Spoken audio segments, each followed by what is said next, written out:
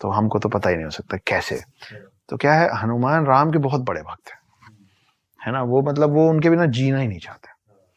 लेकिन जब रामायण खत्म होता है तो राम को तो वापस जाना है विष्णु अवतार में, लेकिन हनुमान जो है वो 7 इमॉर्टल, 7 चिरंजीवी में से एक है, तो उनको तो युग में यहीं रुकना है इसी पृथ्वी में। अब ये तो नियति है कि राम को जाना ये भी नियति है और हनुमान को रुकना ये भी नियति है, लेकिन हनुमान इतने बलशाली हैं कि उनको समझाए कौन। वो तो राम के लिए राम से भी लड़ने को तैयार हैं, है ना। तो राम क्या करते हैं कि, तो ऐसा इस बार भी हुआ कि त्रेता युग में राम को वापस लौटना था। हनुमान बोले हो ही नहीं सकता प्रभु, या आप यहाँ रहेंगे या मैं आपके साथ चलूंगा, मैं आपकी सेवा करूंगा। तो उन्होंने जमीन पे एक छोटा सा क्रैक बनाया जब हनुमान नहीं देख रहे थे, तो राम ने, और उन्होंने अपनी एक अंगूठी उतारी और उसके अंदर गिरा दी।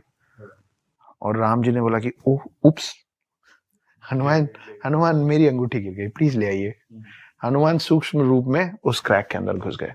अब वो जाते गए वो पाताल लोक में पहुंच गए। पाताल लोक में उनको शेषनाग मिले।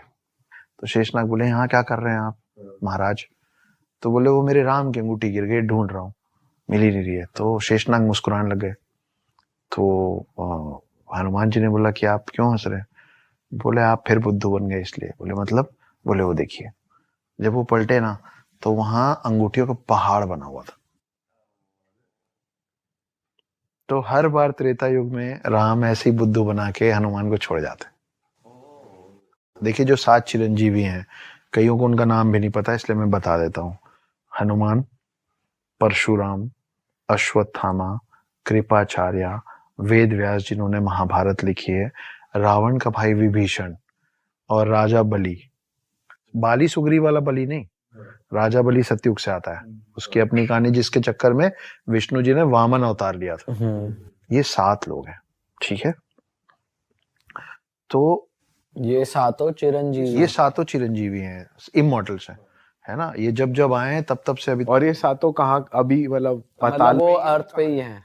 उसके लिए आपको द हिडन हिंदू पढ़नी पड़ेगी। अच्छा। क्योंकि मेरी कहानी का जो वन लाइनर है वो यही है कि एक आदमी 2020 में पकड़ में आया है जो ये कह रहा है कि मैं देवभूमि भारत में सतयुग से हूं, ना मेरी उम्र बढ़ती है ना मैं मरता हूं। ये एक्चुअली आदमी है।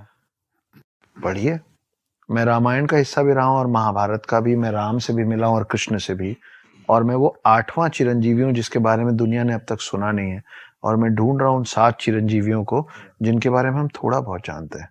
मेरे मन में कभी